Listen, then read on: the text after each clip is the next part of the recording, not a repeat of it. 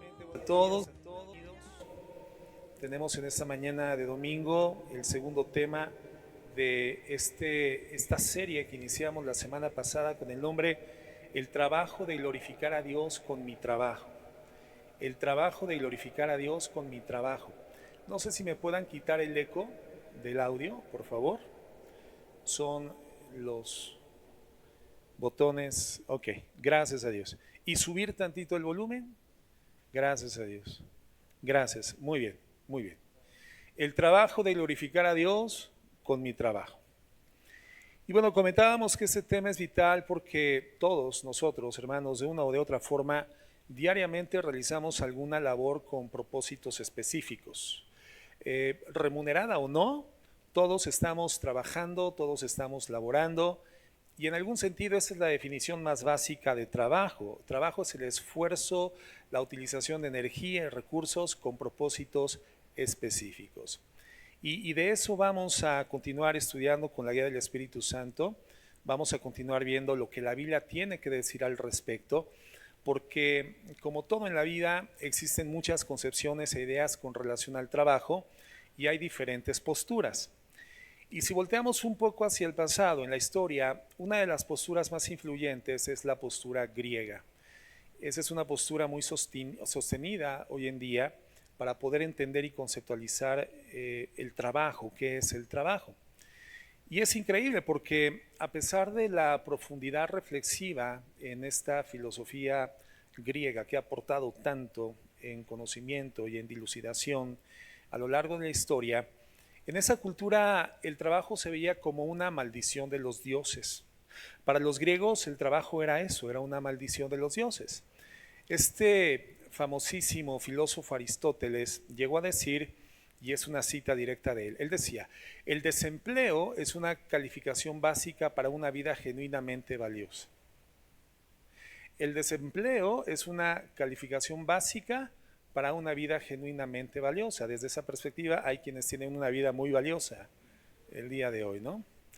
¿Qué quiere decir esto? Que entendían que el ocio o dedicar la vida a otra cosa que no fuera trabajar producía una vida realmente significativa.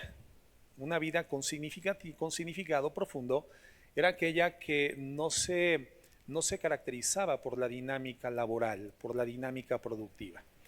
Para los griegos, bueno, sus dioses tenían mentes impresionantemente brillantes, perfectas.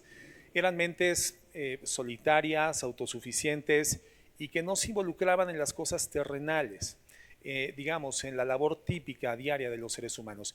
Y de ahí que el ser humano, para los griegos, se realizaba, la persona alcanzaba una divinización cuando podía dedicar su vida al ocio y a la contemplación. Una persona se aproximaba más a la divinidad en la medida en la que su dinámica cotidiana estaba directamente involucrada a un ocio contemplativo. Esa era la idea de realización. Los griegos entendían, bajo ese concepto, que el trabajo entonces era una especie de mal necesario, porque bueno, de algo tienes que vivir, ¿no? Alguien tiene que producir lo que comemos, alguien tiene que hacer la ropa que nos ponemos, nos vestimos. Entonces el trabajo tenía esta perspectiva de un mal necesario, así lo veían. Pero de hecho, en vista de este concepto, ellos consideraban algunas tareas más dignas que otras. Y de hecho había una división social muy profunda precisamente por esta manera de pensar sobre el trabajo. Para ellos los trabajos que tenían que ver con la mente, con la reflexión, con la creatividad, eran mucho más dignos, mucho más nobles que aquellos trabajos que tenían una dinámica manual, mecánica, y que para ellos eran como trabajos bestiales. Los trabajos manuales, los trabajos artesanales, eso que representaba un mayor nivel de esfuerzo físico, disociando la reflexión profunda, los consideraban y los llamaban así, trabajos bestiales. Entonces, pues en la sociedad había una profunda división precisamente producto de esta perspectiva. Y sin darnos cuenta, realmente, muchas de estas ideas pues son parte de nuestro concepto moderno de lo que es el trabajo. La realidad es que la cultura grecorromana ha permeado las sociedades de todo el mundo, de todas las épocas, y muchas de sus líneas filosóficas continúan teniendo presencia y vigencia en nuestra manera de percibir la vida. En la interacción de las personas, hermanos, cuando mi esposa y yo trabajamos en el tema de consejería con los hermanos, nos hemos dado cuenta de que mucha gente piensa de esta manera, que el trabajo es un mal necesario, ¿no? La gente piensa del trabajo como una especie de carga sofocante, pero necesaria. Es que de algo tengo que vivir, algo tengo que hacer, finalmente tengo que producir. Digamos que hay una especie de animadversión hacia el trabajo y hemos acuñado social y culturalmente frases como gracias a Dios es viernes. En mi generación había una canción que se llamaba así, gracias a Dios es viernes. ¿Se acuerdan? ¿Quién la cantaba? ¿Quién la cantaba? Lucifer, no, Lucerito, ¿verdad? Gracias a Dios es viernes. Gracias a Dios, mañana hay otro fin de semana para disfrutar. ¿Se acuerdan? ¿Quién se acuerda de esta canción? Entonces, eso es parte de la cultura, porque celebramos los fines de semana, hermanos. Pero la idea del lunes comienza a ser agobiante para muchos desde el domingo por la tarde. Híjole, ya es domingo en la tarde, ya se está acabando el fin de semana, en la mañana es lunes, hay que comenzar con la misma rutina. O frases como, hacemos como que trabajamos y ellos hacen como que nos pagan. ¿Se han escuchado esto? Sobre todo en las oficinas de gobierno, ¿verdad? No, pues hacemos como que trabajamos y ellos hacen como que nos pagan. Frases que de alguna forma obedecen a esta cultura que hemos lamentablemente recibido permeando nuestra manera de pensar, nuestra manera de percibir el trabajo. Y son ideas que están presentes y vigentes hoy en día. De hecho, hemos conocido a personas que preferirían estar desempleadas a aceptar empleos que ellos consideran que están por debajo de su nivel. Y esa, hermanos, es una idea griega, porque la idea griega del trabajo tipificaba, definía el nivel de virtud de un trabajo en base a su nivel de actividad física, ¿no?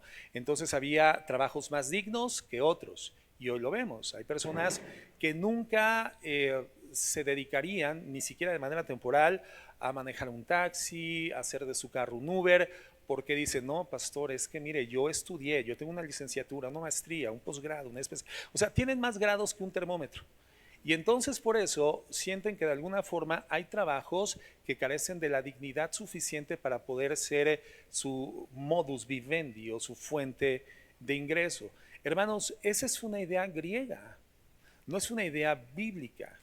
Creer que hay trabajos más dignos que otros, más nobles que otros. Y entonces es frecuente también que aquellos que son más cualificados o mejor remunerados vean los trabajos menos calificados con cierto desprecio. Y eso, hermanos, es una idea griega. Muchas personas entienden, como suele verse sobre todo hoy en día en las redes sociales, que el estado ideal del ser humano es hacer del tiempo libre su estilo de vida. El tiempo libre como mi estilo de vida. ¿Cómo? Bueno, paseando, viajando, conociendo nuevos lugares, nuevos países, por supuesto con mucho dinero y sin mucho que hacer de manera productiva, ¿verdad? Y vemos imágenes, ¿no? En estos reels o videos en las redes sociales, publicidad que dice, esta es la vida que mereces. Y el escenario es la playa o las montañas o gente en la nieve esquiando, haciendo cosas de estas que en el corazón de muchos se comienza a apetecer. Y cuando vemos esos videos, mucha gente dice, sí es cierto, es que esa es la vida que yo merezco. Y típicamente el ser humano asocia vida ideal con ausencia de trabajo, con inactividad. Yo nunca he visto uno de estos videos o reels que diga, esta es la vida que mereces en una junta de trabajo, ¿no? O frente a un grupo de niños, una maestra sacándose una selfie diciendo, esta es la vida que merezco, ¿no? O un albañil haciendo mezcla diciendo, esta es la vida que merezco. No, no, no. Nadie habla de la vida ideal en escenarios de trabajo. Es una idea que viene, como ya comentábamos, de muy atrás, que está presente en nuestros días, y es una idea que a la luz de la Biblia contradice el concepto divino de trabajo. Y como todo en la vida, hermanos, para nosotros los hijos de Dios, nuestra manera de pensar pues no tiene que estar determinada por lo que la gente piensa o por las corrientes filosóficas de pensamiento, sino por lo que la palabra de Dios dice, lo que la palabra de Dios establece. Recuerden que la Biblia para nosotros es nuestra única y más elevada norma de fe, vida y conducta. Y eso es lo que con la guía del Espíritu Santo estamos haciendo en esta serie. ¿Qué dice la Biblia acerca del trabajo de aquellos que hacemos de la labor diaria una actividad productiva? Y como ya dijimos, puede ser una actividad, una labor productiva, aunque no sea remunerada económicamente, porque una ama de casa, por ejemplo, que está en su casa, invertida en sus hijos, trabajando, gastando energía, dedicándose, posiblemente más que cualquier otra persona fuera del hogar, eso, hermanos, eso es labor, eso también es trabajo. No es remunerado monetariamente de manera inmediata, pero sí recibe una remuneración mucho más importante y mucho más trascendente que simplemente la economía. Entonces, ¿qué dice la Biblia acerca del trabajo? Y vamos a establecer algunos principios en base a la enseñanza de la semana pasada y de la enseñanza de esta semana. Quiero utilizar algunos pasajes de los primeros 3 capítulos de la Biblia y haremos una especie de recorrido a través de esos capítulos para extraer 5 aspectos o 5 principios del trabajo y que tendrían que definir nuestra manera de pensar acerca de este tema, el trabajo. Entonces, primera verdad sobre el trabajo que podemos deducir del relato del Génesis. La primera verdad es que, contrario al concepto griego, el Dios de la Biblia es un Dios trabajador. Contrario al concepto griego, el Dios de la Biblia, hermanos, es un Dios trabajador.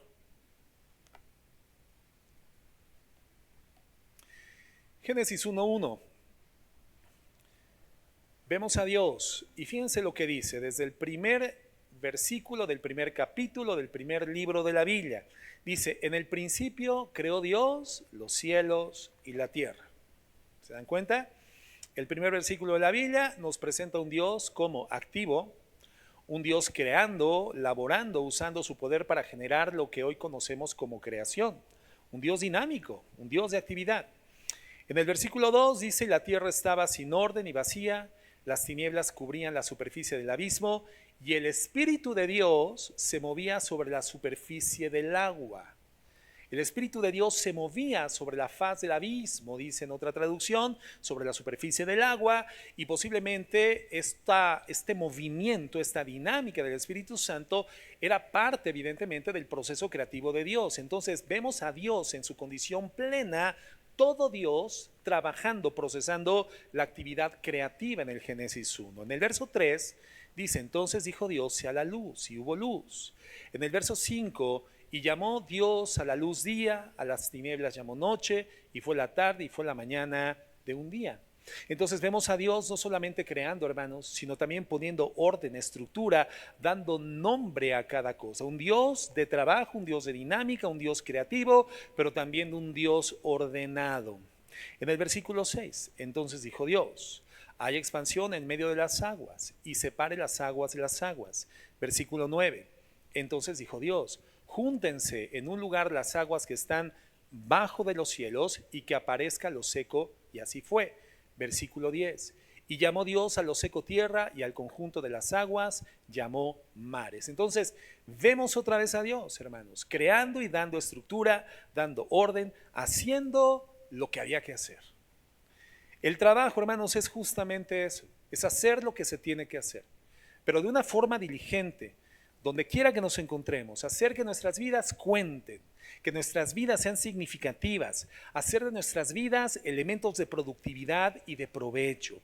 El versículo 14, Génesis 1:14, entonces dijo Dios, haya lumbreras en la expansión de los cielos para separar el día de la noche y sean para señales y para estaciones y para días y para años.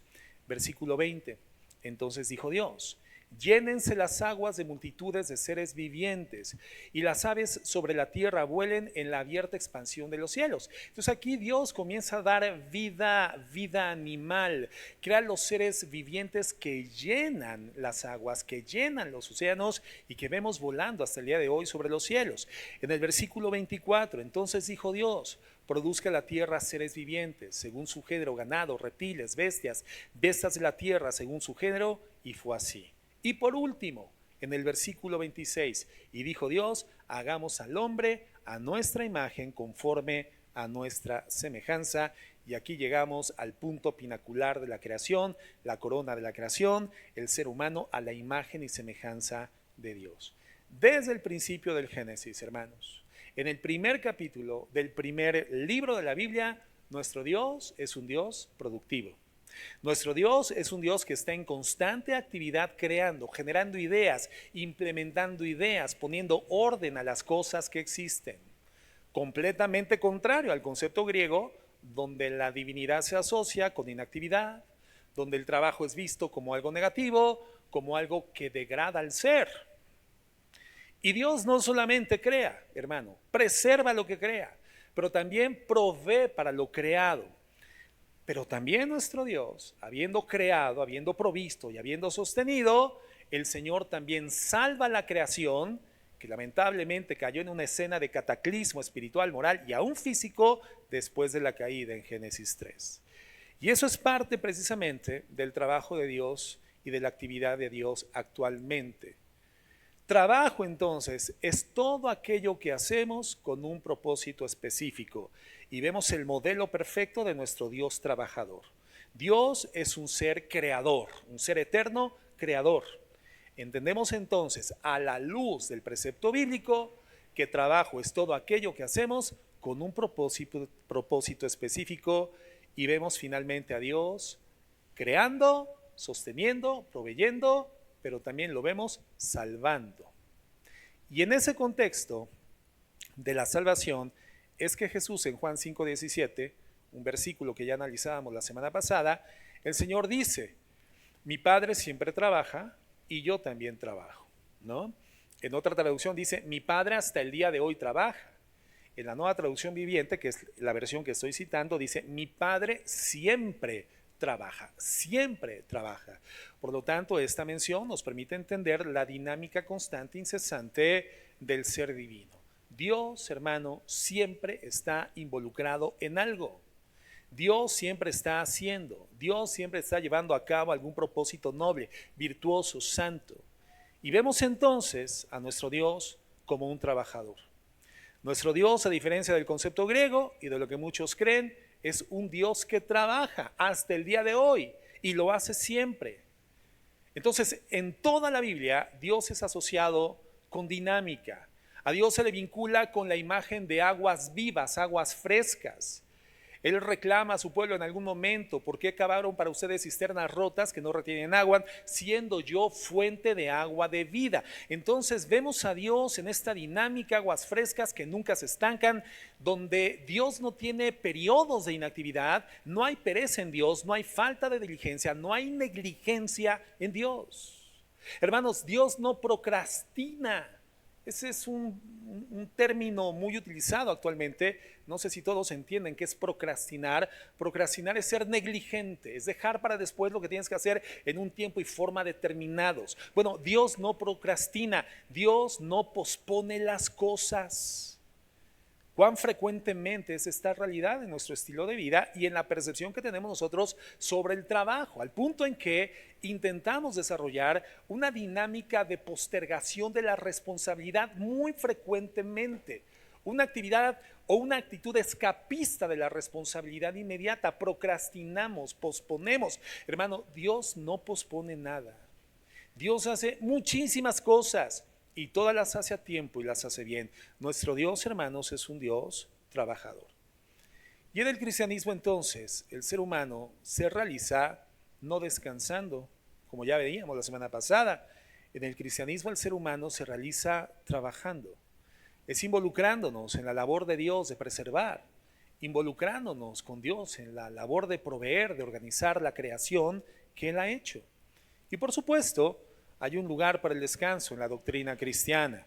Pero nuestro Dios, hermanos, es un Dios que trabaja y, por tanto, nos parecemos a Dios cuando somos productivos. Esa imagen y semejanza de Dios que ha establecido en nosotros por gracia, no por mérito, por gracia, comienza a ser vislumbrada, comienza a ser identificada, significativa, cuando nosotros, al igual que Él, trabajamos. Nos parecemos a Dios cuando somos productivos, cuando somos diligentes, donde mi vida se encuentre, siendo de provecho para otros, hacer lo que tenemos que hacer donde sea que nos encontremos. Entonces, la primer verdad que confronta la idea de mucha gente en relación al trabajo es esta: nuestro Dios es un Dios trabajador. Es nuestro modelo de vida, porque somos a su imagen y a su semejanza. La segunda verdad que vemos en el relato del Génesis, en el capítulo 1, es que observamos varios versículos con esta verdad, y es que Dios no solamente es trabajador, Dios es un Dios que se deleita en el trabajo que hace. Dios se deleita en el trabajo que hace. Y eso indica que el trabajo, cuando es hecho como corresponde, debería de tener también un efecto gratificante en quien lo hace. El trabajo, cuando se hace como debe de ser hecho, cualquier labor, cualquier trabajo, debería de tener un efecto gratificante en quien lo está realizando. A lo largo del capítulo 1 vemos 5 veces esto. No los voy a leer, hermanos, por cuestión de tiempo, tomen la nota, lo revisen en casa, pero lo vemos en el capítulo 1, en el capítulo 1, verso 10, en el versículo 12, en el 18, en el 21 y en el 24, lo voy a repetir, 10, 12, 18, 21, 24, del capítulo 1, vemos esto. La escritura dice, y vio Dios que era bueno. Entonces el autor del Génesis como que va relatando la creación por fases, por etapas. Y después de cada etapa, Dios tiene una especie de pausa contemplativa donde veía y donde evaluaba y donde dictaminaba. Y finalmente terminaba determinando: esto es bueno. Es decir, él contemplaba su labor, él disfrutaba la tarea terminada. Finalmente llega a la culminación en el versículo 31 y dice no solamente que era bueno, sino que era bueno en gran manera. O sea, excelente, perfecto. No le faltaba absolutamente nada, tenía todos los elementos, los implementos, los componentes requeridos para que la creación se encontrase en condición buena, perfecta. No había defecto en lo que Dios hizo. Llama entonces la atención en la narrativa del capítulo 1 estas especies de pausas contemplativas donde el Señor observa, evalúa, pero también se gratifica. Dios expresa satisfacción por lo que acababa de terminar. Hermanos, así deberíamos nosotros llevar a cabo nuestro trabajo, nuestra labor. Hacer del trabajo, hacer nuestra labor de tal forma que sean dignas nuestras labores y los resultados de nuestro trabajo, dignos de ser contemplados, dignos de ser admirados, y que cuando las contemplemos genere en nosotros un efecto gratificante.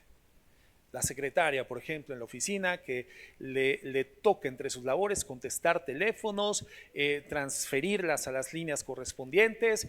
Cuando contesta de una forma correcta, amable, diligente, llena una necesidad, da un servicio, hace lo que le corresponde hacer, que al final de su día pudiera contemplar su labor y decir: lo hice bien, qué bien lo hice, qué bien hecho estuvo, qué bueno fue, de gran manera bueno. Contesté correctamente, fui diligente, fui oportuno, no procrastiné, fui haciendo cada una de esas llamadas el objeto particular de mi afecto para poder llenar una necesidad ajena, una necesidad no propia, llenar la necesidad de alguien más, y lo hice bien.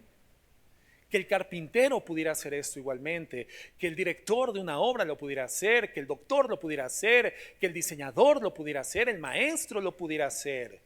Hoy di mis clases de forma tal que mis alumnos lo entendieron, me dediqué, fui diligente, fui cuidadoso, no pasé por alto la información, y al final del día contemplar su trabajo y decir: fue bueno lo que hice.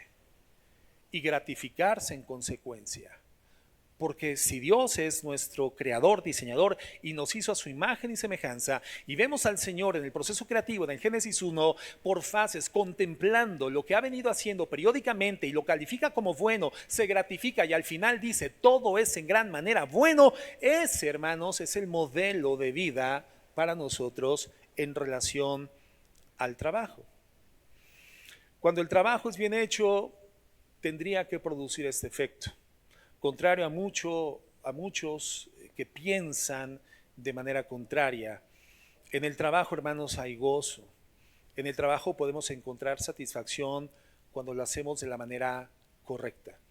Y esa es la segunda verdad que vemos en el relato de la creación. En tercer lugar, la tercera verdad que se deriva de lo que estamos viendo es que el relato del Génesis nos presenta, fíjense en esto, que un ambiente ideal de existencia involucra siempre el trabajo.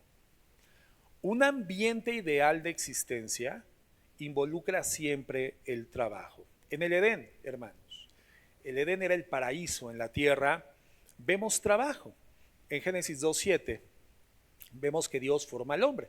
Y dice, entonces el Señor Dios formó al hombre del polvo de la tierra y sopló en su nariz el aliento de vida y fue el hombre un ser viviente. Qué hermoso, ¿no? Impresionante.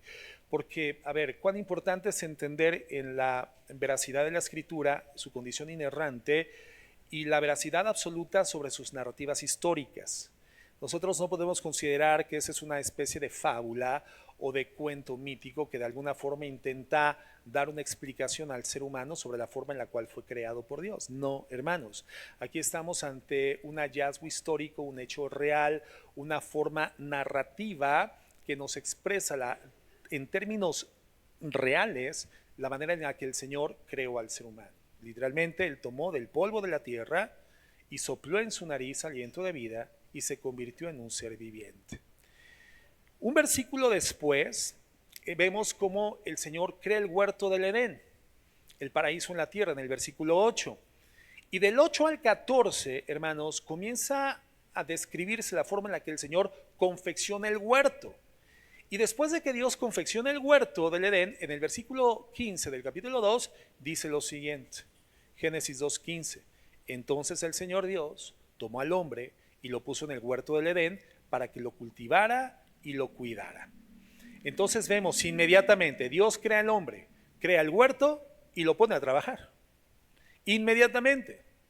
Entonces parecería que como en el versículo 18, donde Dios dice que no es bueno que el hombre esté solo, ¿se acuerdan?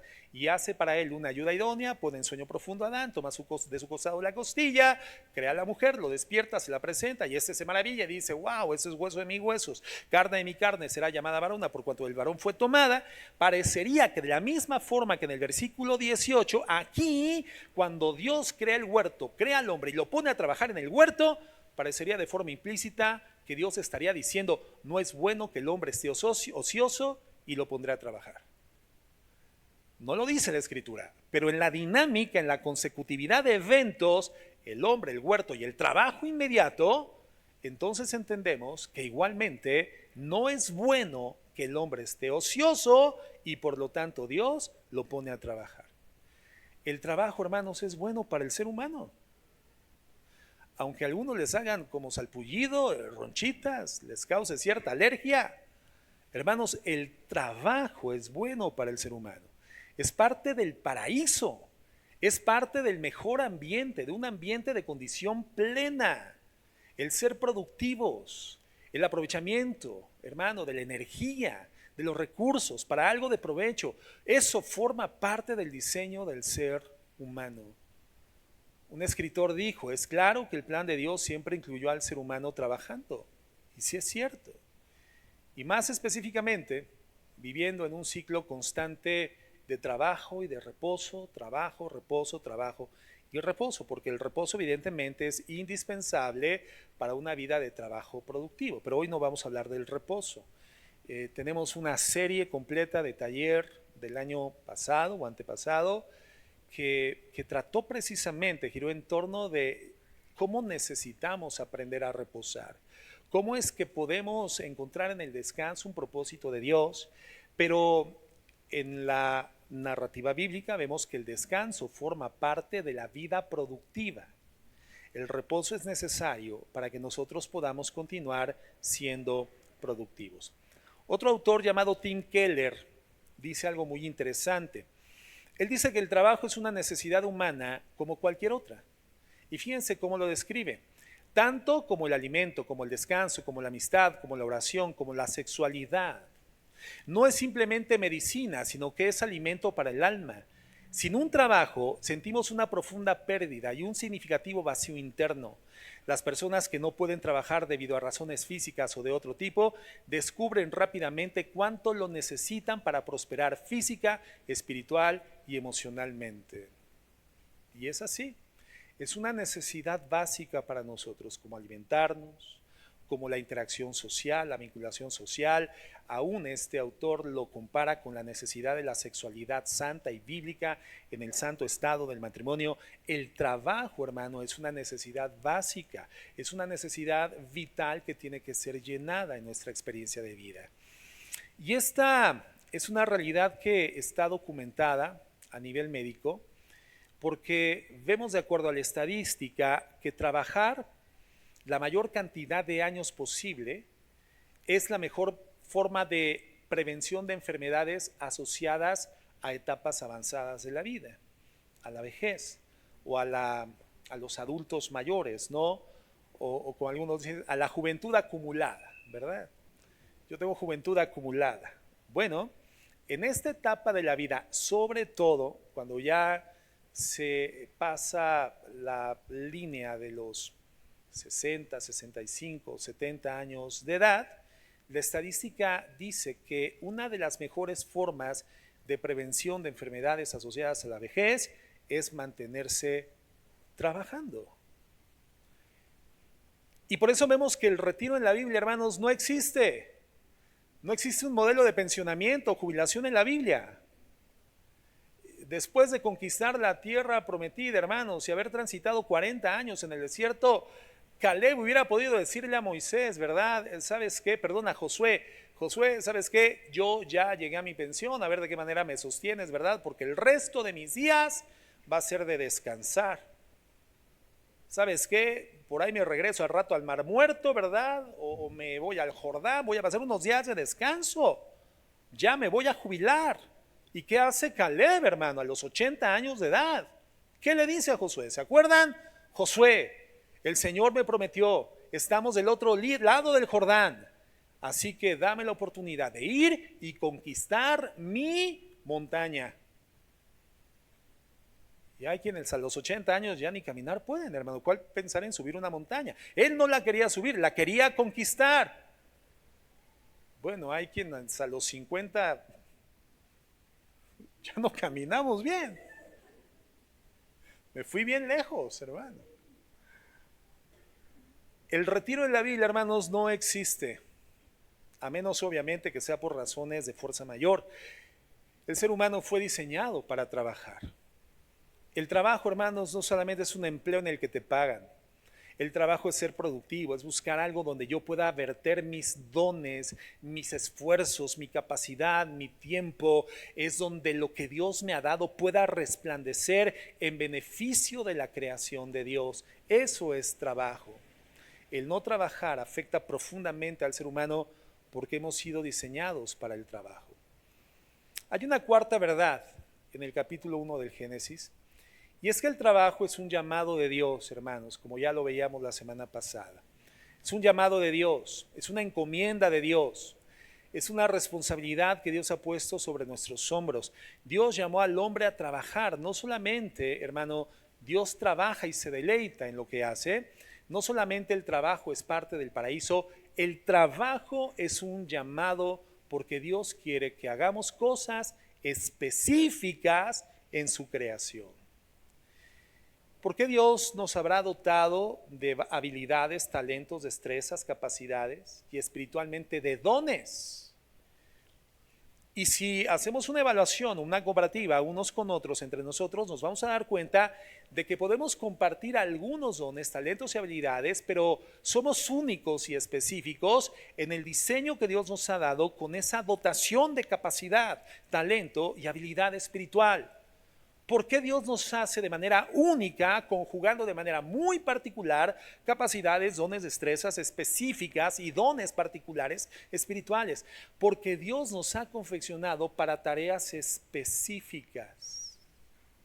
Y por eso el trabajo, la vocación, el llamado es justamente esto, una responsabilidad particular que Dios nos da para un efecto específico. Es un llamamiento de Dios. Es decir, Dios quiere que yo haga cosas específicas en su creación y yo tengo que entenderlo y jugar ese rol, participar y llenar ese rol. Es como una película en la que recibimos un papel, un guión, los actores reciben un guión.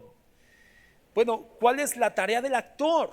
Llenar el rol, tiene que leer el guión, se lo tiene que aprender y tiene que hacer el papel que se le dio en esa película. Bueno, nosotros tenemos un guión en la creación y tenemos que conocerlo en la comunión con Dios.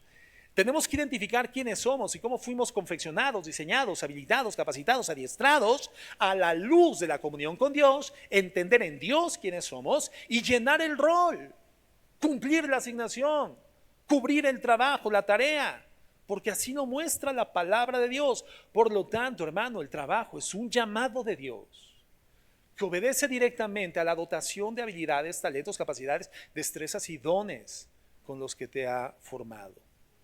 Entonces, en Génesis 1, 26 al 28 leemos lo siguiente. Es un texto importantísimo. Dice lo siguiente, Génesis 1, 26 y 27. Voy a leer en la Biblia de las Américas. Y dijo Dios, hagamos al hombre a nuestra imagen, conforme a nuestra semejanza. Y fíjense, ejerza dominio sobre los peces del mar, sobre las aves de los cielos, sobre los ganados, sobre toda la tierra y sobre todo reptil que se arrastra sobre la tierra. Creó pues Dios al hombre a imagen suya, imagen de Dios lo creó, varón y hembra los creó. Se dan cuenta cómo Dios crea al ser humano en dos géneros. Y estos dos géneros son capaces de reflejar, en parte, reflejar el carácter de Dios. Somos hechos a imagen y a semejanza de Dios. Somos lo más parecido a Dios en la creación.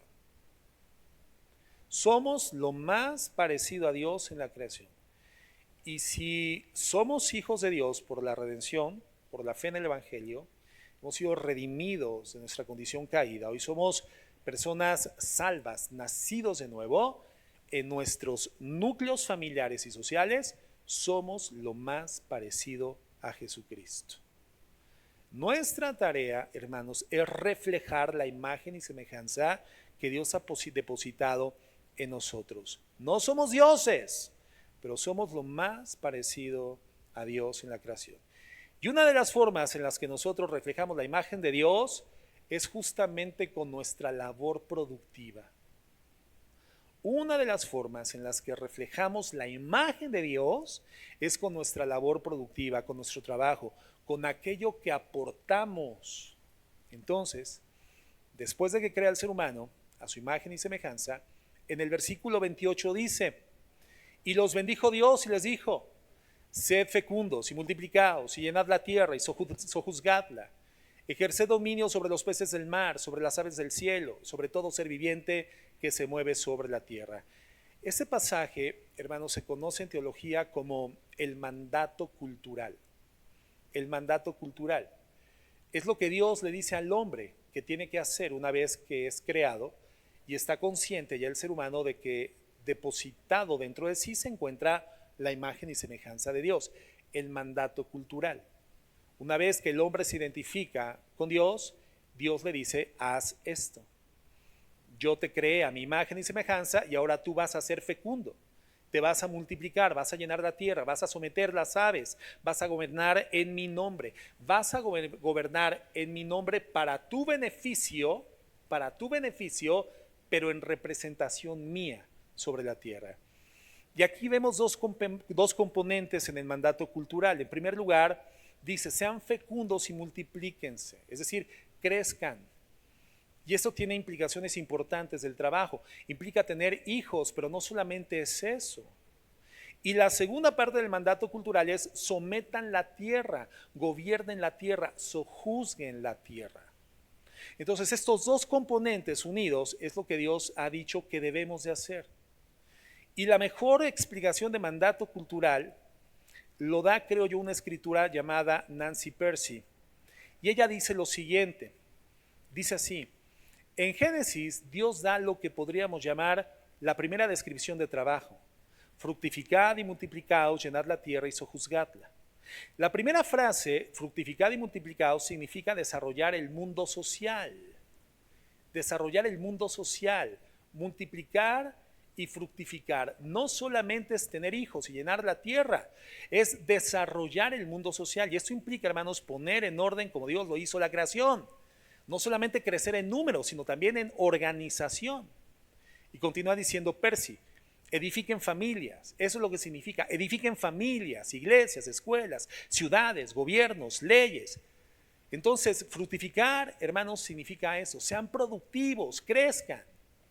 Y la segunda frase, continúa diciendo Pearcey, sojuzguen la tierra, significa aprovechar el mundo natural para el beneficio del hombre. Eso significa planten cultivos, construyan puentes, diseñen computadoras, compongan música, hagan arte.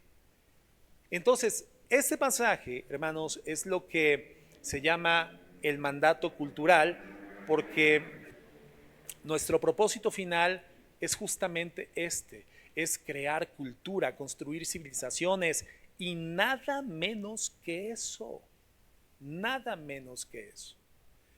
Hermanos, las bestias del campo, los leones cuando depredan y cazan, comen, alimentan a la manada, hermanos, no lo están haciendo como un mandato cultural, lo están haciendo por instinto. Lo están haciendo porque Dios los ha diseñado de una forma tal que ha configurado su alma, su cerebro, de manera que correspondan y actúen de la forma en la cual se entiende. Tienen que trabajar y operar para lograr un equilibrio en el ecosistema. Así trabajan los leones, las aves, los peces del mar, etcétera. Pero nosotros, hermanos, lo hacemos con un propósito ulterior, más allá, trascendente, que es glorificar a Dios a través de cumplir con el mandato cultural. Nosotros, como seres humanos, diseñamos sociedades, generamos civilizaciones, hermanos, y nada menos que eso. Creamos familia, integramos iglesias por medio de la obra redentiva de Cristo y somos llamados a eso. Y en eso tenemos que ser productivos. Es el mandato cultural. Y obviamente involucra muchos aspectos de la vida laboral, del trabajo. ¿Cuáles son algunas de esas implicaciones? Bueno, claramente el mandato implica que Dios nos quiere trabajando. Ya se me metió una criatura de la creación, hermanos, aquí. Claramente esto implica que Dios nos quiere trabajando. Crezcan, multiplíquense, organícense, sometan la tierra, produzcan, generen, sean productivos. Yo los quiero trabajando, es lo que Dios nos está diciendo. El trabajo es para el hombre lo que el agua para un pez, hermanos. El trabajo es para el hombre lo que el agua para el pez. ¿Qué es el agua para el pez? Su medio ambiente de vida. Entonces el trabajo para el ser humano es un ambiente natural. Un hombre sin trabajo es como un pez fuera del agua, es antinatural, se siente incómodo. Un hombre sin trabajo es una persona que pierde significado en la vida. Un hombre trabajando y siendo productivo es un hombre hasta cierto punto, hermano, en la proporción en la cual lo haga por Dios y para Dios, es un hombre pleno, es un hombre realizado, con significado, con una clara definición de su identidad en Cristo, hermanos. Sabe quién es, sabe para qué fue diseñado y sabe lo que tiene que hacer. Es lo que le sucede a la licuadora cuando es puesta frente a su diseñador. Este ejemplo lo he dado a lo largo casi de 20 años, ¿no? Cuando tú dices la licuadora, pues se ve bien para lavar calcetines, porque pues sí le caben, porque tiene aspas abajo, ¿verdad? Y porque tiene un motor tremendo, gira más rápido que la lavadora. Entonces aquí voy a meter mis calcetines y mi ropa interior y cuando la sacas, hermano, sacas una falda de hawaiana. Y la licuadora se descompone. ¿Por qué? Porque la utilizaste para un fin diferente a las especificaciones de su diseñador. ¿Y ahora qué tienes que hacer para que funcione la licuadora? La tienes que llevar al diseñador. Y frente al diseñador, el diseñador te va a decir, es que no es para esto, es para licuar jitomates, cebollas, para hacer comida. En eso es productiva, en eso es excelente, por eso sus componentes, por eso su diseño particular. Y entonces la va a componer el diseñador y te va a entregar un manual donde ahora, si tú lo sigues, la licuadora va a funcionar perfectamente. Bueno, así somos los seres humanos. Cuando vamos frente a nuestro diseñador, después de que descompusimos la familia, el matrimonio, el trabajo, el negocio, la sexualidad, el dinero, nos descompusimos porque usamos los implementos para cosas que no nos fueron entregadas. No nos usamos, nos abusamos y nos descompusimos. Es frente al diseñador donde entendemos para qué tenemos implementos. ¿Para qué tenemos componentes específicos y particulares? El Señor nos recompone, nos restablece, nos restaura por el poder del Evangelio en Cristo Jesús y nos entrega un manual de vida, que es la Biblia. Y viviendo conforme a las especificaciones del manual, nuestra vida está garantizada a estar llena de sentido, de significado. Estamos correspondiendo al llamado que el Señor nos ha dado. Y es por esto, hermanos, que fuera de la Biblia no podemos cumplir con el mandato natural, ¿no? Fuera de la Biblia, en vez de edificar civilizaciones, las destruimos. En vez de edificar sociedades, las destruimos. En vez de edificar iglesia, la destruimos. En vez de edificar familia, la destruimos. No cumplimos con el mandato cultural. Y nuestra perspectiva del trabajo está totalmente distorsionada. Gracias a Dios es viernes. Hago como que trabajo porque aquellos hacen como que me pagan, ¿no? Es que aquí estoy de esclavo checando la tarjeta otra vez todos los días. Es que hay que trabajar, es que hay que comer. Por eso, hermano, en la Biblia, a lo largo de la Escritura, la pereza es condenada. La falta de diligencia es reprendida y la negligencia es vista como un pecado. La mano del negligente empobrece, todo desea, pero nada alcanza. Mas la mano del diligente prosperará. Cuando la Biblia habla de el profeta Daniel, por ejemplo, dice que no se halló en su vida, en su desempeño, ninguna corrupción y ninguna negligencia. O sea, no perdió el tiempo, fue diligente, hizo lo que debía de hacer. Y la influencia del profeta Daniel, la influencia espiritual del profeta Daniel en el imperio más importante de su época, hermanos, literalmente trascendió a 3 generaciones de emperadores, de reyes. Emperadores morían y él continuaba siendo un principal dentro de la corte. Un hombre cuya labor fue productiva, fue diligente, no fue negligente. Entonces el diligente hace lo que tiene que hacer en el tiempo en el que lo debe de hacer. Y lo vemos claramente con el Señor.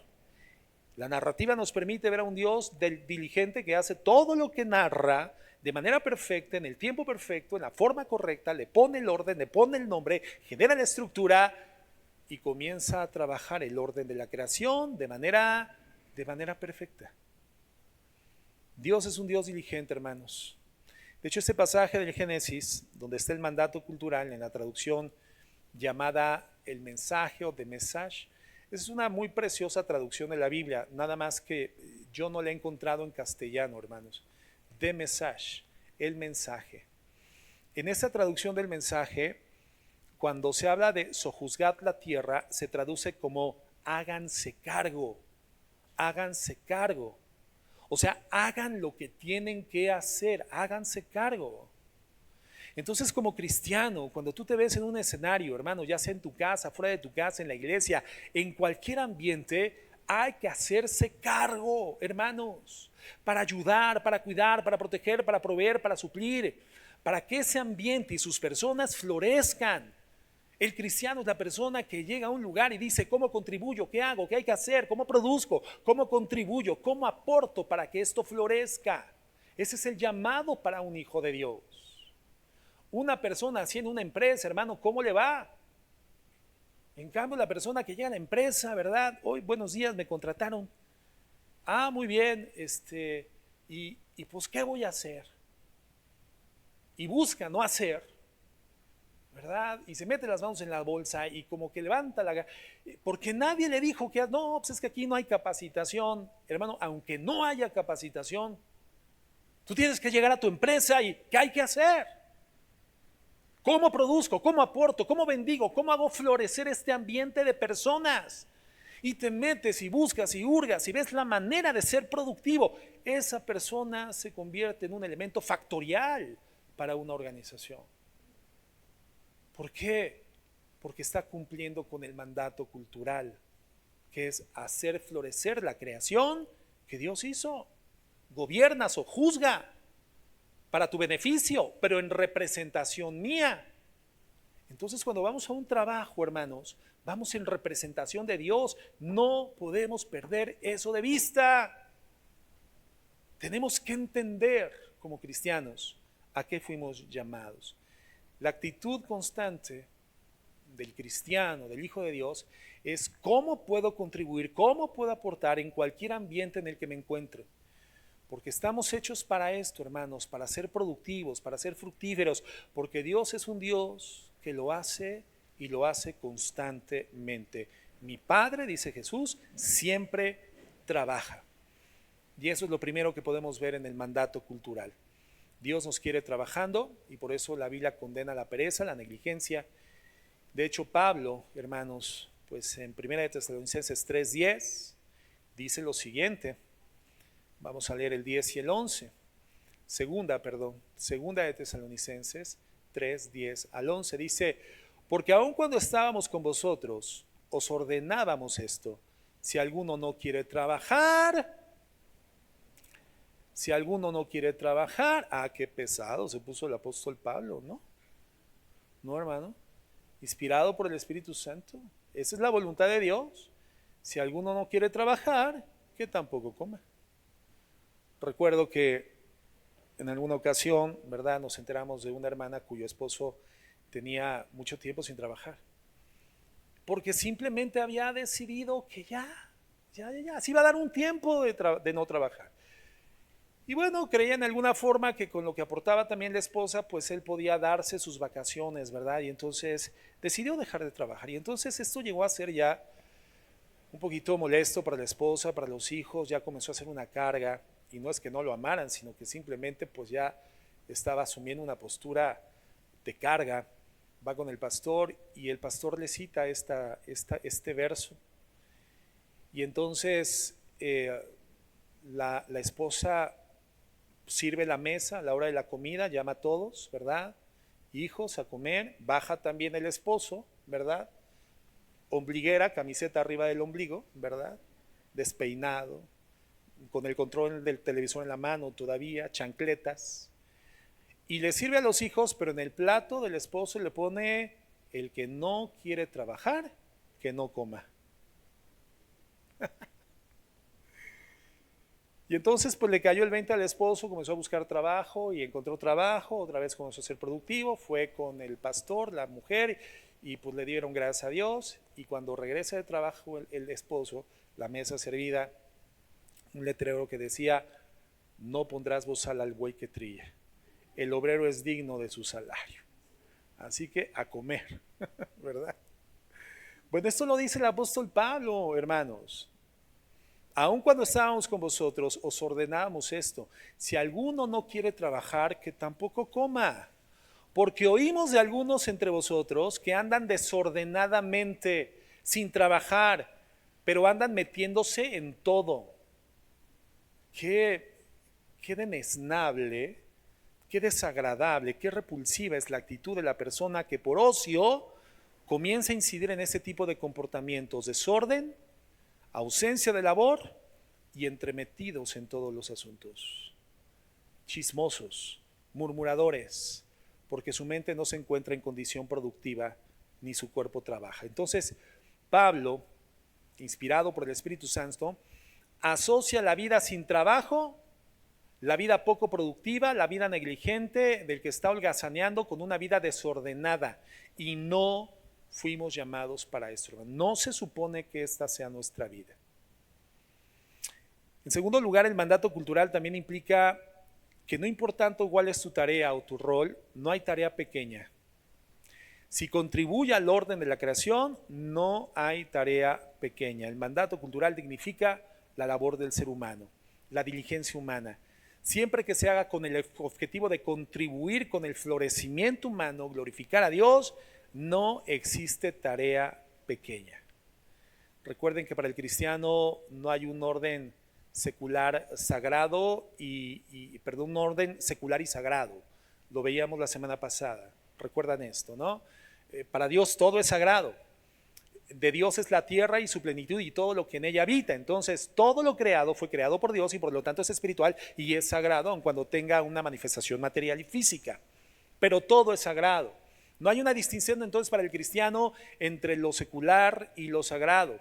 Lo que hacemos, hermanos, desde diferentes flancos tiene el mismo nivel de importancia si lo hacemos con el fin de reflejar a nuestro Señor Jesucristo. Por eso yo comentaba la semana pasada, si tú manejas un Uber, si tú eres un médico, eres un doctor, eres un albañil, eres un artesano, lo que sea que hagas, no es menos importante que lo que el pastor hace detrás del púlpito o detrás de la mesa el domingo por la mañana. Tiene el mismo nivel de importancia porque tu labor y la mía han sido diseñadas para lograr el mismo llamamiento, que es glorificar a Dios. Hoy que somos real sacerdocio, nación santa, pueblo adquirido por Dios, para anunciar las virtudes de aquel que nos llamó de las tinieblas a su luz admirable. Y esto lo hacemos desde los diferentes flancos en los que hemos sido llamados por Dios. Dentro de la iglesia, fuera de la iglesia, en el ministerio pastoral, en el ministerio evangelístico o en el ministerio que Dios te dio, en el llamado, en la vocación que Dios te asignó fuera de la iglesia.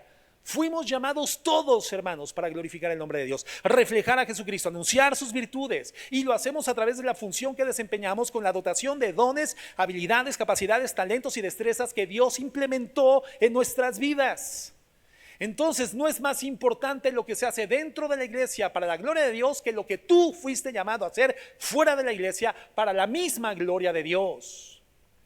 No hay diferencia, todo es sagrado para el Hijo de Dios.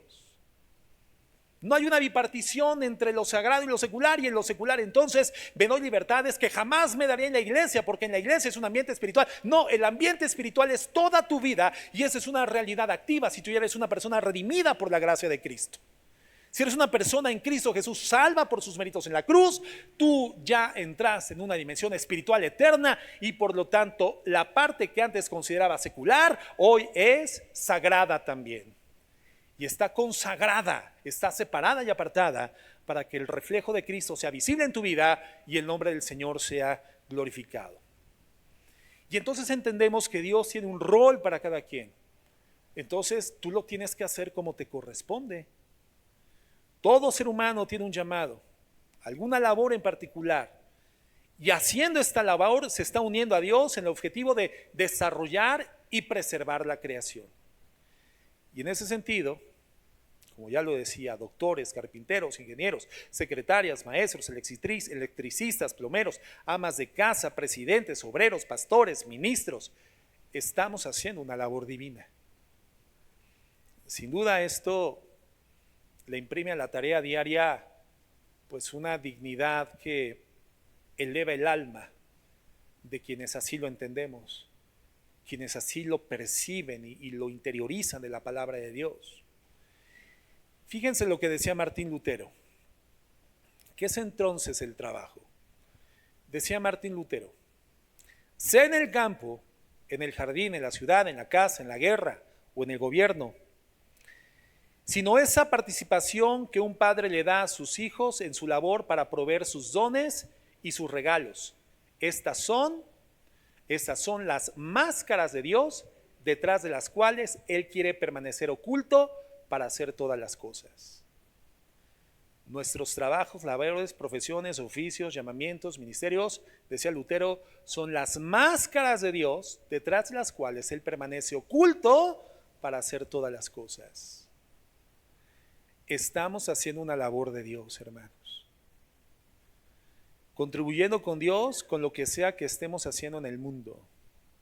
Entonces, cualquier persona que sea capaz de verse como un trabajador de parte de Dios, obviamente sus niveles de satisfacción, sus niveles de plenitud y realización en lo que está haciendo, van a crecer, van a detonar. Soy un trabajador de Dios. soy un obrero de Dios. Soy una especie de máscara de Dios y detrás de la máscara, Dios oculto, haciendo lo que Él sigue haciendo en la tierra a través de mi vida. Estoy trabajando para Dios. Y esto no tiene que ver inminentemente o específicamente con lo que se hace dentro de la iglesia, fuera de la iglesia, porque dentro y fuera de la iglesia el Señor es digno de ser glorificado y el Señor Jesucristo digno de ser predicado. Lo hacemos a través de lo que Dios nos llamó a desempeñar. Llama la atención en ese sentido, hermanos, que cuando Dios decide encarnarse, lo hizo en la persona de su Hijo Jesucristo y desempeñando la tarea de ser un carpintero. Ser un carpintero. ¿Qué preferiría ser? ¿El creador del universo, hermanos, o un carpintero? Bueno, pues para aquellos que dicen, no, pastor, es que yo ya terminé una licenciatura y una maestría, un posgrado y por ahí me voy a aventar el doctorado. ¿Cómo me voy a meter de Uber? ¿Cómo me voy a meter a lavar carros mientras encuentro chamba? ¿Cómo me voy a meter de un obrero a una aguacatera? No, no es digno. A ver, hermano, tú que tienes más grados que un termómetro. Esa es una idea griega. Es una idea cultural caída. Porque la dignidad no se encuentra en el trabajo, la dignidad se encuentra en ti, en el Dios que te dio la capacidad de ser productivo para la obra de la creación, el creador del universo, el Dios del universo, el eterno Dios sempiterno, aquel en quien no hay ni presente, ni futuro, ni pasado, ni sucesión de tiempo, aquel que es por los siglos de los siglos inmutable, eterno, lleno de gracias innumerables, incontables, eternidad en gloria y majestad, insondable en sabiduría e inteligencia, ese Dios eterno y glorioso, incomprensible, se encarna en la persona de un carpintero, de un ebanista, hermanos. Cristo fue carpintero durante 30 años y fue excelente. ¿Por qué sabemos? Porque la Biblia dice que cuando Él se para finalmente ante la sinagoga y pide el rollo del profeta Isaías, y Él dice, esta escritura se ha cumplido delante de ustedes, refiriéndose a Él y a su labor mesiánica, dice, y todos daban buen testimonio de Él. Pero también decían, ¿que no es Jesús el hijo del carpintero? Y el libro de Marcos dice que Jesús ejercía la labor de carpintero, el oficio de carpintero. O sea que Jesucristo no dejaba a clientes con entregas atrasadas. Jesucristo no se le rompían los muebles ni se le despegaban las puertas ya que las entregaba. ¿Te imaginas la calidad de sillas, muebles, mesas, puertas que el Señor diseñaba, confeccionaba y entregaban? La Biblia dice que todos daban buen testimonio de Él. 30 años fue carpintero, un ebanista excelente, manifestando excelencia en su trabajo como carpintero. Ese fue el primer rol que Jesucristo hizo, lo llenó, fue productivo y bendijo a otros, lo hizo a favor de otros. Y después Dios lo llama al ministerio. ¿Y cómo hizo el ministerio Jesucristo? Lo hizo excelente, lo hizo perfecto.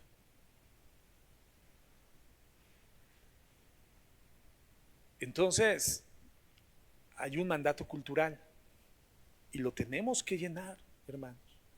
La quinta verdad y última que vemos en el relato de la creación, y me refiero en el contexto de lo que estudiamos, porque por supuesto hay muchas más verdades. Esta quinta verdad, bueno, ya vimos que Dios trabaja, Dios se deleita en lo que trabaja, el trabajo es parte del paraíso, del estado, del ambiente ideal, es parte de la plenitud del hombre, es un llamado de Dios para hacer un rol específico, pero lo que vemos en el relato es que el pecado entró en el mundo. En Génesis 3 vemos que el pecado hizo estragos, rompió la relación entre el hombre y Dios, el estrago más importante. Introduce distancia, desconfianza, recelo en la primera pareja. Trajo al ser humano la experiencia del temor y de la vergüenza que jamás habían experimentado. Implicó que el ser humano ahora tiene una inclinación natural a vivir en oposición hacia Dios. Es decir, todo esto, hermano, involucró el pecado. Por si fuera poco, la mujer ahora da luz con dolor y al hombre ahora le toca trabajar con dificultades y con dolor. El trabajo, hermanos, fue al igual que toda la existencia humana afectado por el pecado. El pecado hizo el trabajo algo difícil. Algo, decía un predicador, el trabajo ahora es trabajoso, es complicado.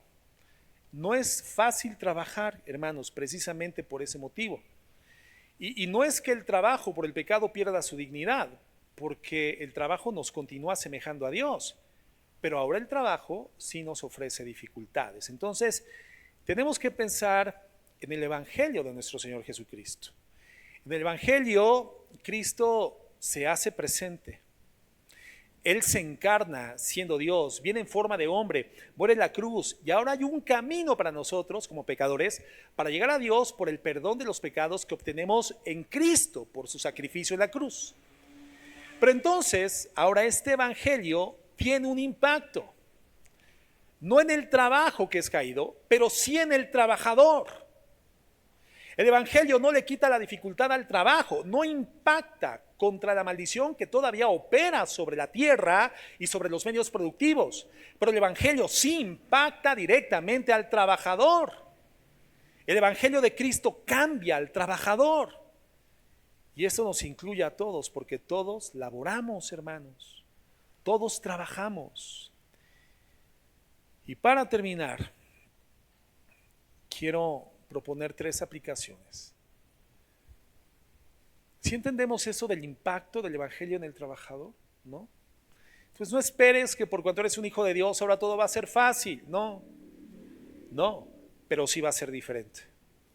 Ahora tú vas a trabajar con una persona redimida, una persona transformada, una persona espiritual, una persona que va a dignificar el trabajo que desempeña porque entiende la espiritualidad que representa y lo sagrado como escenario para poder reflejar a Jesucristo, anunciar a Jesucristo y glorificar al Padre.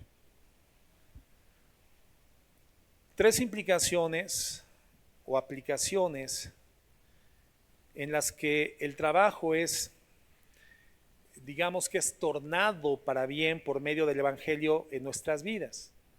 Como el trabajo caído puede hasta cierto punto, redimido con mi relación con Dios, ¿verdad?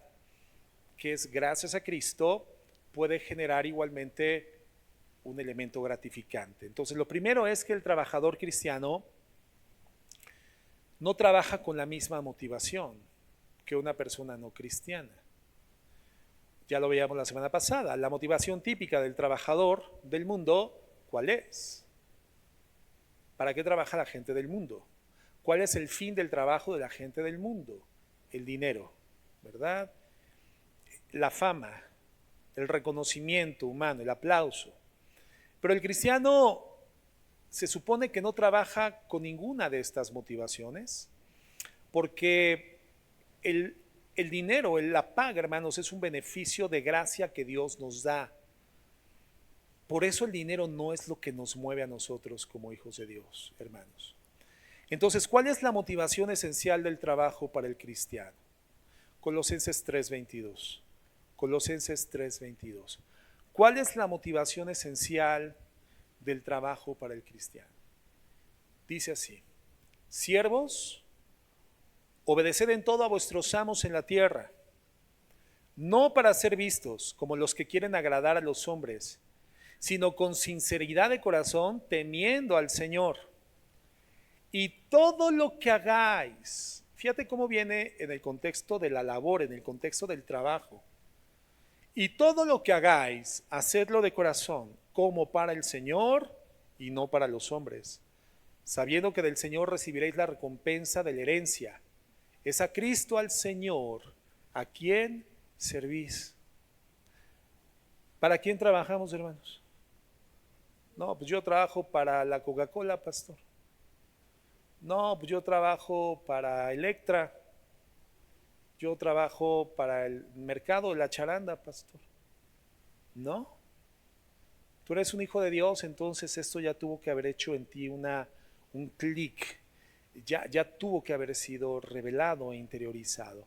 Sabiendo que del Señor recibiréis la recompensa de la herencia. Es a Cristo, al Señor, a quien servís. Entonces mi jefe no es mi jefe. Mi jefe es Cristo. Yo no me debo a la empresa, yo me debo al Señor. Cuando lo vemos tal como la Biblia lo presenta y presenta la verdad, mi motivación es diferente. Por eso un trabajador cristiano ya no dice, pero esa empresa me la va a pagar. Pero déjame, voy a ir a conciliación arbitral y les voy a meter una demanda, les voy a meter un calambre por lo menos. No, no. Porque tu patrón no es tu patrón es Cristo. Tú no te debes a la empresa, hermano, te debes a nuestro Señor Jesucristo.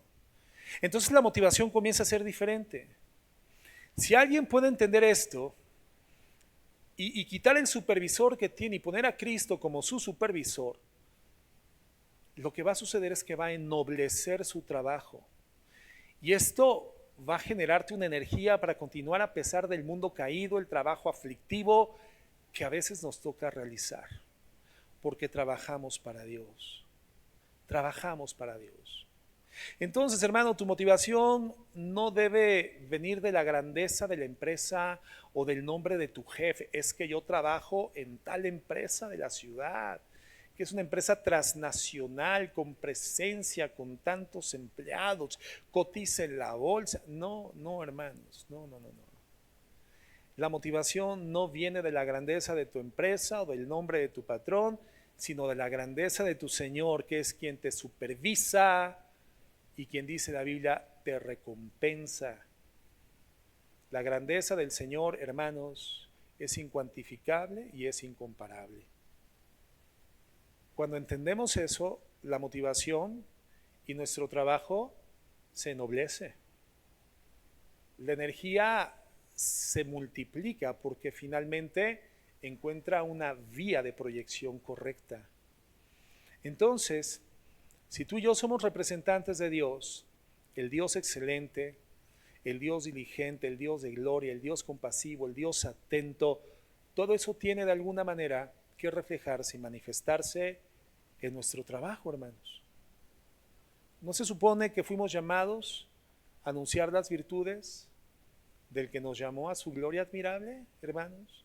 Entonces, de alguna forma, el método de trabajo cristiano es diferente, con dos componentes elementales, hermanos. Y con esto voy concluyendo la enseñanza del día de hoy. El método de trabajo bíblico, el diseño de Dios para el trabajo, tiene dos componentes elementales básicos. Obviamente hay más, pero dos básicos. Uno, ética bíblica más competencia profesional. Con competencia no me refiero a ser competitivo, me refiero a ser capaces, a hacerlo de la manera correcta. Ética bíblica más competencia profesional, es decir, calidad en lo que hacemos. Porque nuestro Dios es un Dios excelente y perfecto. Y si lo dudas, mírate en un espejo. Tú eres parte de la creación de Dios. Ve tus manos, ve tus dedos, ve tus falanges, ve tus ojos, ve tus sistemas, ve tus órganos, ve a tus hijos. Y aun cuando las deficiencias propias de un mundo caído que nos enferma y nos lleva a ciertas disfunciones, hermano, la creación de Dios es una creación excelente. Nuestro Dios es un Dios excelente. La creación entonces revela un Dios que atiende los detalles, que ve las minucias, un Dios que hace cosas de verdadera calidad. Tu trabajo entonces, hermano, nuestro trabajo tiene que estar controlado por la ética de la palabra de Dios, la honestidad, la madurez, la santidad, la compasión, la empatía, la misericordia, etcétera. Pero tiene que acompañarse de tu deseo de ser competente, de hacerlo lo mejor que puedas hacerlo. Ética y competencia en todo lo que hacemos, hermanos. Hay un propósito superior. Ahora, mi propósito, como lo dice Pablo, es traer gloria a Dios. Ese es tu propósito, traer gloria a Dios. Fíjense lo que dice Colosenses 10:31. Entonces, ya sea que comáis o que bebáis o que hagáis cualquier otra cosa, hacedlo todo para la gloria de Dios. Entonces, ya sea que trabaje con remuneración o sin remuneración, háganlo todo para la gloria de Dios. El dinero no nos mueve, nos mueve su gloria, hermanos.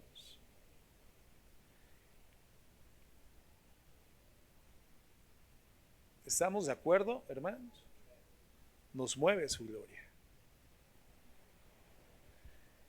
Vamos a suponer entonces que los que hoy estamos aquí en la iglesia salimos con este concepto sobre el trabajo el día de hoy. No le servimos a los hombres, le servimos a Dios. Por lo tanto, no procedo como los hombres proceden, procedo como Dios procede, con excelencia y con calidad. Pero no lo hago para mi gloria ni para mi beneficio, sino lo hago para la gloria de aquel que me ha salvado, para la gloria de Dios. Hermanos, si salimos a trabajar de esta manera, entonces lo que va a suceder es que vamos a revolucionar nuestro mundo laboral. Y vamos a capturar la atención de las personas a nuestro alrededor sobre nuestra vida. Y van a decir, ¿quiénes son estos? ¿Quiénes son estos? Hijos del Dios Altísimo. Cristianos que reflejamos la gloria de Dios, que anunciamos las virtudes de aquel que nos llamó de las tinieblas a su luz admirable, en lo que sea que hagamos, donde quiera que estemos. William MacDonald, comentarista bíblico, citando este pasaje de 1 Corintios 10:31, dice lo siguiente, dice, las tareas más mezquinas y comunes en la vida son ennoblecidas y son dignificadas cuando se hacen para la gloria de Dios, hasta lavar los platos. Por esa razón, algunas amas de casa tienen este lema sobre su fregadero: aquí se celebra un servicio divino 3 veces al día. El ama de casa que lo entiende así, en vez de decir soy la que lava, soy la que plancha, soy la que barre, soy la que trapea. No. El ama de casa cristiana que ya entiende esto, entiende que cada ocasión que hace lo que hace en el hogar, aunque no sea remunerado, es lo de menos, porque su motivación no es el dinero, es la gloria de Dios, y puede decir, se está celebrando un servicio divino, tantas veces al día hago lo que hago en mi casa, porque es para la gloria de Dios. No hay tarea pequeña, hermanos. Entonces, que el Señor nos dé esta forma de pensar acerca de lo que hacemos. Hermanos, no es casual que hagas lo que tú estás haciendo hoy en día. No estás ahí por accidente. Tienes un rol que llenar, tienes un Señor a quien rendir cuentas, tienes una forma de hacerlo indicado en la palabra de Dios, y tienes finalmente alguien hacia quien apuntar todo el esfuerzo de tu trabajo, hermano, porque hagas lo que hagas es para glorificar al Señor, para no traer vergüenza al nombre de Dios. No traigamos vergüenza al nombre de Dios, sino gloria, porque Él es digno, hermanos. En Tito 2:9, el apóstol Pablo, y con eso termino, dice algo muy importante. Dice, exhorta a los siervos a que se sujeten a sus amos en todo. Y en ese entonces la esclavitud era parte del sistema social de vida. Pero hoy podemos hablar de los empleados o de cualquier persona que reporta los resultados de su trabajo a un superior.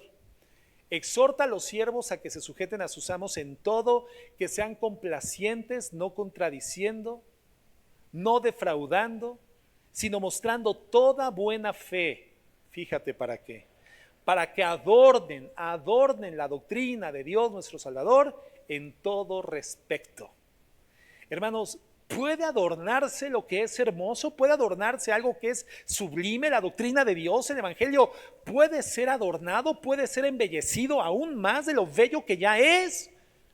Bueno, la Biblia, inspirando el Espíritu Santo del apóstol Pablo, dice que sí, claro que sí. ¿Cómo podemos adornar y embellecer lo que es excelsamente bello? Bueno, Pablo dice, trabajemos de tal forma que adornemos, embellezcamos el Evangelio del Señor. Así es como Dios quiere que trabajemos cada día, hermanos. Que nuestro trabajo refleje la belleza del Evangelio, la belleza de la doctrina, que con lo que hago, haciendo lo que hago, mi oficio, mi profesión, mi trabajo, mi labor, remunerada o no, salga a la luz la belleza del Evangelio y la forma en la que lo hago adorne la doctrina de Cristo. ¿Estamos adornando la enseñanza de Cristo? ¿Somos un reflejo de la belleza o somos un reflejo de nuestra propia fealdad caída, hermanos? Nuestra propia fealdad caída. No, somos llamados a ser un reflejo de la belleza de Dios y adornar la doctrina de Cristo. Así que mañana, hermanos, mañana lunes, cuando vayan a sus trabajos y toda la semana, ustedes van en el nombre de Dios, van a cumplir una misión, a traer al mundo misericordia, provisión, sustento, empatía, cuidado, enseñanza, verdad, formación, seguridad, en el rol específico que Dios te ha otorgado para embellecer el Evangelio y traer la gloria a Dios y llevar la gloria a Dios. Ese es nuestro llamado y esa es la perspectiva correcta del trabajo para un hijo de Dios. Vamos a orar.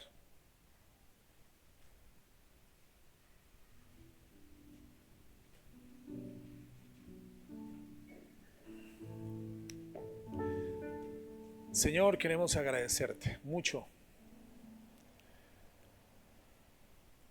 porque pones en orden todas las cosas. Eres un Dios que crea y eres un Dios que ordena y da estructura. Y a partir de la redención de nuestra vida espiritual, tú has puesto en orden las cosas en nuestra mente. Hoy entendemos que ya no tenemos influencias, ya no debemos de ser persuadidos por influencias de la perspectiva filosófica del mundo. Nuestra fuente de pensamiento, nuestra fuente filosófica es la verdad absoluta. No deberíamos de perder tiempo. Es la verdad absoluta que nos permite entender las cosas como son, como las hiciste, como las diseñaste y para los que las hiciste, mi Señor. Gracias por llevarnos a entender qué hermoso es trabajar. Que el trabajo no fue redimido, pero nosotros sí. Y por lo tanto, hermanos, aun cuando el trabajo represente dificultades, complicaciones, hoy en ti, Señor, es una fuente en la que encontramos la oportunidad de ser dignificados, porque nos lleva a desarrollar la tarea para la cual fuimos diseñados por ti. Concédenos identificar, concédenos ser sensibles, Señor, a esas capacidades y destrezas y dones espirituales y talentos que nos has dado, para que los pongamos a funcionar, para que contribuyamos, por así decirlo, en algún sentido, en la preservación de tu creación, Señor, en el florecimiento de tu creación, para que sojuzguemos y gobernemos en tu representación de la manera correcta y que esto se vea en nuestras vidas. Ser diligentes, encargarnos de lo que debemos encargarnos y disfrutarlo, Señor, con gratitud. Comenzar a despojar de nuestra centralidad, de nuestra mente, la idea de lo tedioso, lo desagradable que puede ser el trabajo o el esfuerzo, la idea de escapar del esfuerzo, de esforzarnos lo menos posible y comenzar a vivir con la idea correcta en el centro de nuestro corazón. Trabajamos para ti, de ti proviene la recompensa, mi Dios. Tú eres un Dios que trabaja, te deleitas en tu trabajo, lo contemplas y te gratificas. Que al hacer nuestro trabajo de forma correcta lo podamos contemplar y también encontrar gratificación. Entender que nuestro trabajo es un llamado que obedece a condicionamientos particulares que nos has dado en la confección específica de cada uno, Señor. Que lo hacemos para tu honra y gloria, para predicarte, para anunciarte, para que la gente te pueda ver. Y que así lo hagamos, Señor, a partir de hoy. Mañana lunes, los que inician una semana laboral. Y el resto de nuestras vidas, Señor. Te glorifiquemos a través de esto. En el nombre de Jesús. Amén y amén.